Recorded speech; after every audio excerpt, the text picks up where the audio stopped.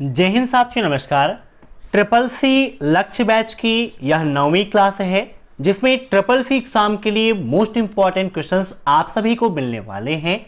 तो जिनका भी ट्रिपल सी का एग्जाम नवंबर दिसंबर 2021 में है वो हर शाम 7:30 बजे ट्रिपल सी लक्ष्य बैचेस की क्लासेस को अटेंड करते रहें, क्योंकि ट्रिपल सी लक्ष्य बैच का एकमात्र उद्देश्य आप सभी को ट्रिपल सी एग्जाम में टॉप कराना है। तो करना है टॉप तो वीडियो देखिए आप। दोस्तों, ट्रिपल सी एग्जाम से पहले आप सभी लोग अभय एक्सेल कंप्यूटर की ट्रिपल सी की महामैराथन क्लास को जरूर देख लीजिएगा, क्योंकि एग्जाम में उससे काफी ज्यादा क्वेश्चंस पूछ जाते हैं। कमेंट बॉक्स में आप स्टूडेंट्स के रिव्यूज को चेक कर सकते हैं। बहुत सारे स्टूडेंट्स ट्रिपल सी एग्जाम में एस ग्रेड से भी उस क्लास से पास हुए हैं, तो आपके लिए बहुत ही ज्यादा जरूरी है।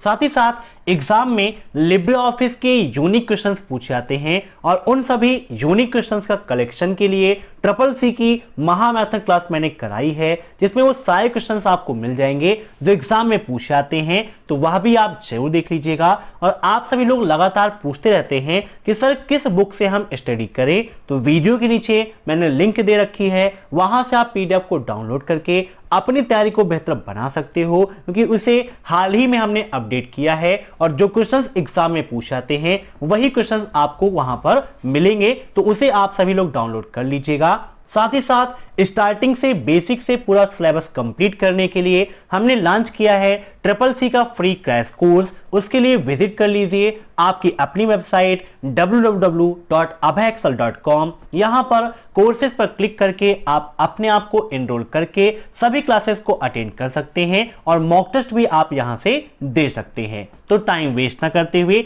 चलिए शुरू करते हैं आज की ये क्लास।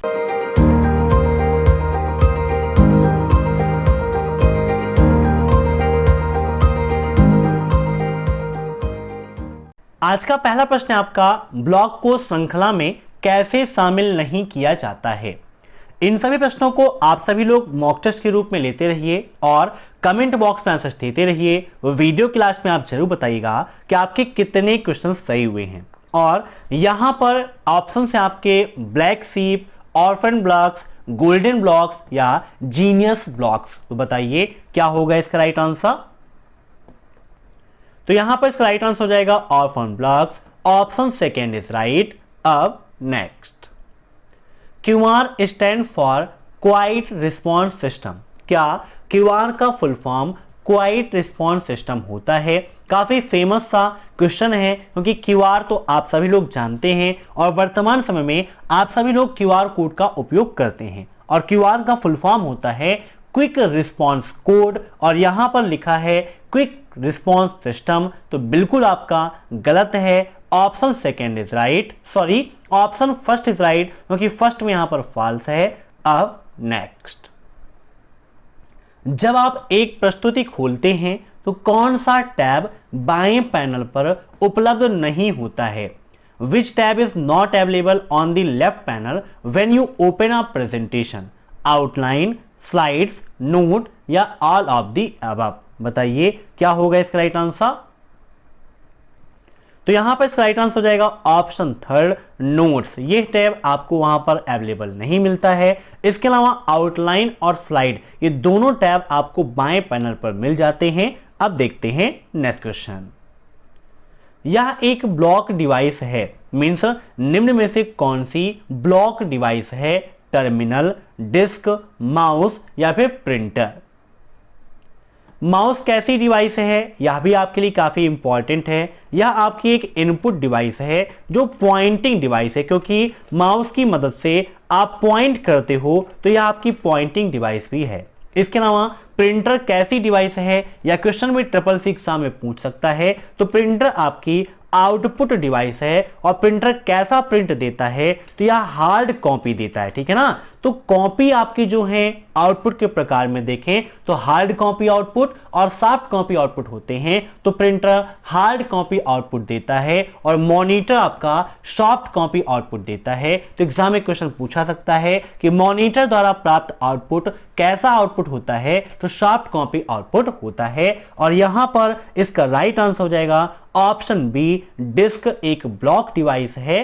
अब next, TIFF stand for, TIFF का फुल फॉर्म क्या है? The image file format, tagged image file format, tagged image file font या द इमेज फैक्स फॉर्मेट। बताइए क्या होगा इसका राइट आंसर? तो TIF का फुल फॉर्म होता है tagged image file format. Option second is right. अब नेक्स्ट, भेजा गया मेल कहां स्टोर होता है? Send mail, Saint mail, draft या फिर आउट बॉक्स में? काफी इंपॉर्टेंट क्वेश्चन है, बताइए क्या होगा इसका राइट आंसर? जब हम कोई भी मेल भेजते हैं तो भेजने के लिए हम क्लिक करते हैं सेंड पर। दो चीजें होती हैं, एक है सेंड और दूसरा है सेंड। तो मेल भेजने के लिए हम सेंड का उपयोग करते हैं और जो मेल जा चुकी है वो सेंट में स्टोर होती है। तो यहां पर इसका राइट आंसर हो जाएगा ऑप्शन सेकेंड, सेंट मेल। ठीक है ना? अगर ये पूछता कि मेल भेजने के लिए किसका उपयोग करते हैं तो सेंड का उपयोग करते हैं। ड्राफ्ट में क्या होता है? जिस मेल को हम सेव कर देते हैं, मीन्स जैसे हमने मेल को बनाया, एक नई मेल क्रिएट किया, उसे हमें अभी नहीं भेजना है तो वहां पर सेव एंड क्लोज का ऑप्शन होता है रेड क्रॉस में, वहां पर क्लिक कर देते हैं तो मेल हमारी ड्राफ्ट बॉक्स में सेव हो जाती है। आउट बॉक्स में क्या होता है? जो मेल जा रही है, मीन्स जो सेंडिंग में है, जो अभी प्रोसेसिंग में है, वह आउट बॉक्स में आपके स्टोर होती है। अब नेक्स्ट, प्रोग्राम आपके कंप्यूटर पर डेटा को क्षति पहुंचाने के लिए डिजाइन किया गया है और अन्य कंप्यूटरों को भी प्रभावित कर सकता है। मीन्स निम्न में से ऐसा कौन सा प्रोग्राम है जो हमारे कंप्यूटर पर डेटा को नुकसान पहुंचाने के लिए ही डिजाइन किया गया है और अन्य कंप्यूटर को भी ये प्रभावित कर सकता है, उन्हें भी ये डैमेज कर सकता है?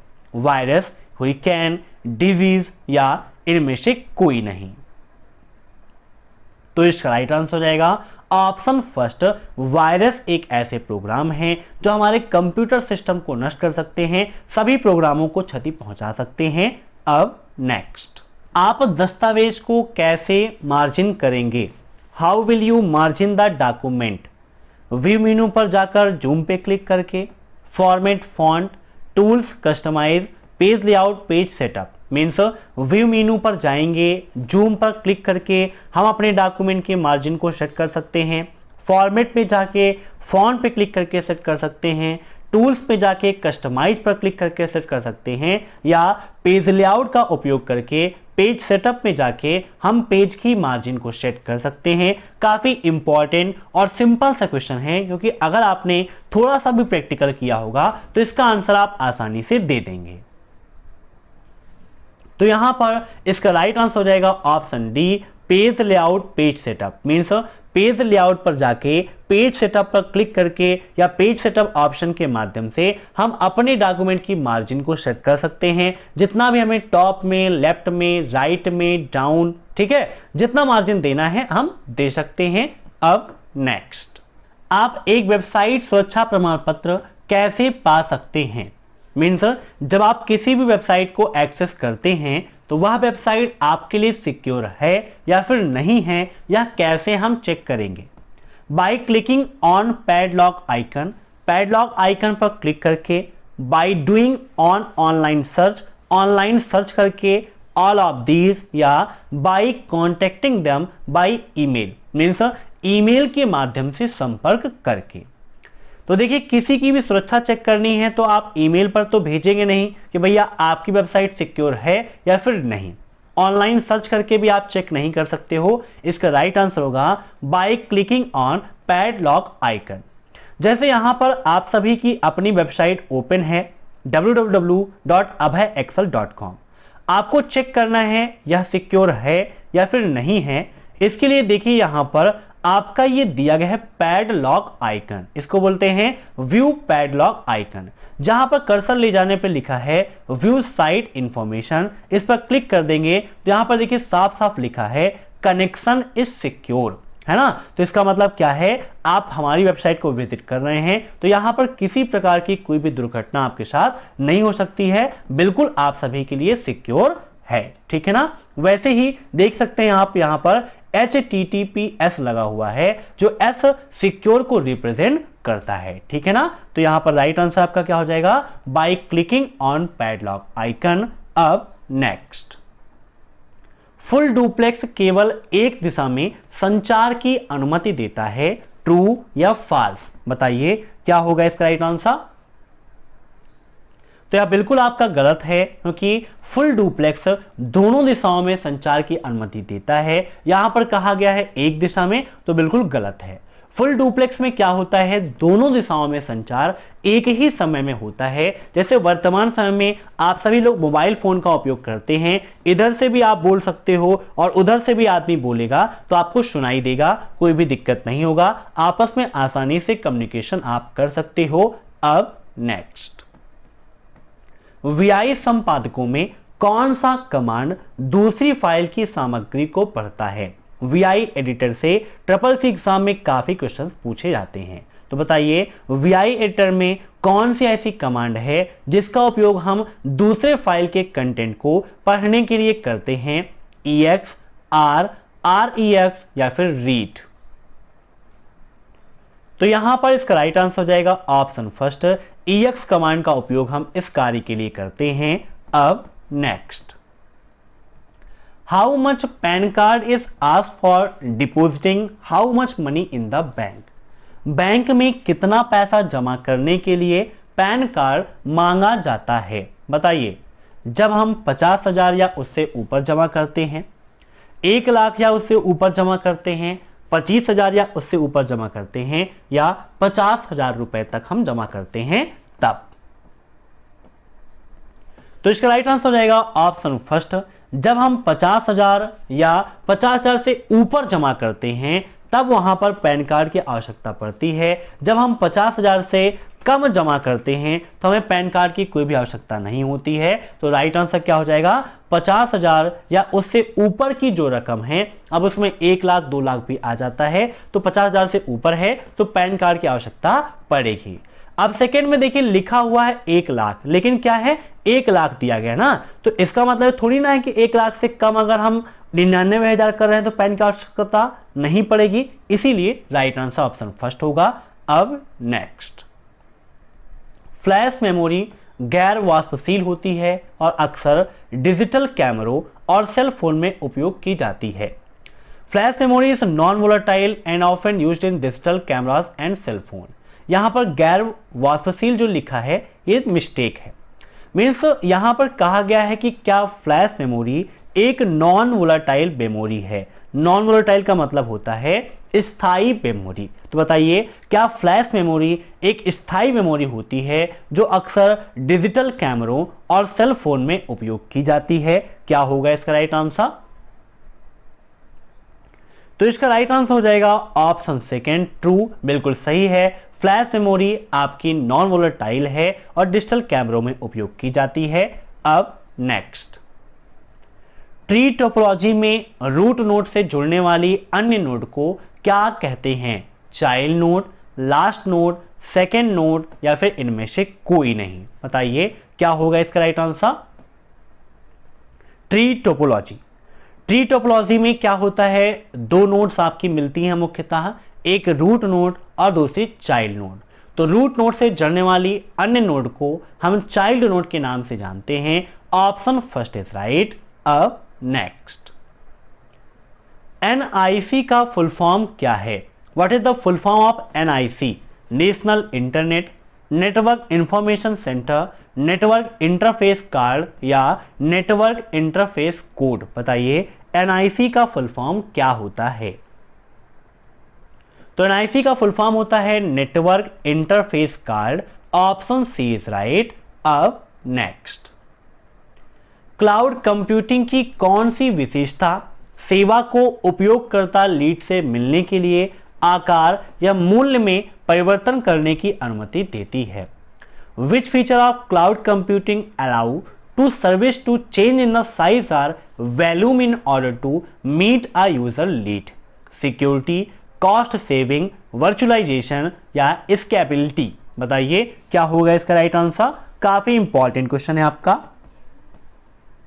तो तो यहां पर इसका राइट आंसर हो जाएगा option 4 स्केबिलिटी।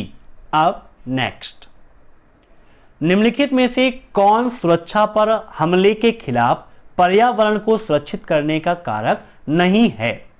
Which of the following is not a factor in securing the environment against an attack on security?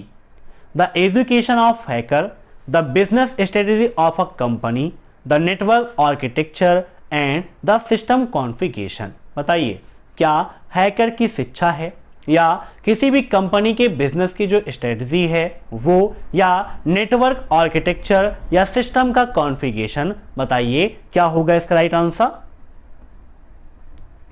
तो यहां पर इसका राइट आंसर हो जाएगा the business strategy of the company. Option second is right. अब next, निम्नलिखित में से कौन सी कमांड संपादन की एक प्रक्रिया है? स्टोरिंग, डिकोडिंग, एग्जीक्यूटिंग या इनमें से कोई नहीं? बताइए, कमांड संपादन, प्रोसेस ऑफ कमांड एडिटिंग की प्रक्रिया क्या है, या उसके लिए कमांड कौन सी है? तो यहां पर राइट आंसर हो जाएगा एग्जीक्यूटिंग, एग्जीक्यूट करना, ठीक है ना? Option C is right. अब next, alignment button LibreOffice Writer के किस टूल बार पर उपलब्ध मिलती है? Status bar, formatting tool bar, standard tool bar या इनमें से कोई नहीं? तो फॉर्मेटिंग टूल बार के अंतर्गत हमें ऑप्शंस मिल जाते हैं। Option second is right. यहां पर देखिए राइटर आपका ओपन है और यहां पर ये आपका फॉर्मेटिंग टूल बार है, जहां पर देखिए अलाइनमेंट दिया गया है।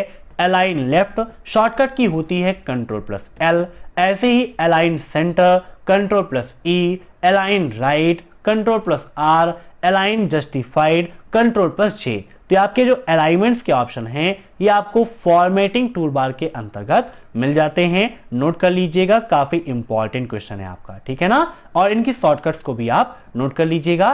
तो यहां पर right answer option second.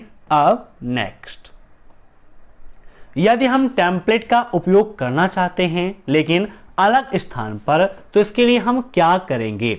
Install, import, add या फिर लोड? बताइए, काफी इंपॉर्टेंट क्वेश्चन है आपका। तो अगर कोई भी ऐसी टेम्पलेट है जिसका आप उपयोग करना चाहते हैं लेकिन किसी अन्य स्थान पर या अन्य प्रोग्राम में उस टेम्पलेट का आप उपयोग करना चाहते हैं, तो क्या करना पड़ेगा? हमें उस टेम्पलेट को इंस्टॉल करने की आवश्यकता होगी। तो यहां पर इसका राइट आंसर हो जाएगा ऑप्शन फर्स्ट, इंस्टॉल, ठीक है ना? हर रात 9 बजे यूपीपीएसएल की क्लासेस हो रही हैं जो SSC एग्जाम के लिए भी काफ़ी इंपॉर्टेंट है, तो उस क्लास को भी आप सभी लोग अटेंड कीजिएगा। मैं आशा करता हूं कि आज की यह क्लास आपको पसंद आई होगी। अगर यह क्लास पसंद आई हो तो क्लास को लाइक कर दीजिए, शेयर कर दीजिए, और चैनल पर नए हैं तो चैनल से जुड़ने के लिए सब्सक्राइब कर दीजिए। साथ ही साथ कमेंट बॉक्स में अपना सुझाव जरूर दीजिएगा। फिर मिलते हैं नेक्स्ट क्लास में, तब तक के लिए बाय बाय।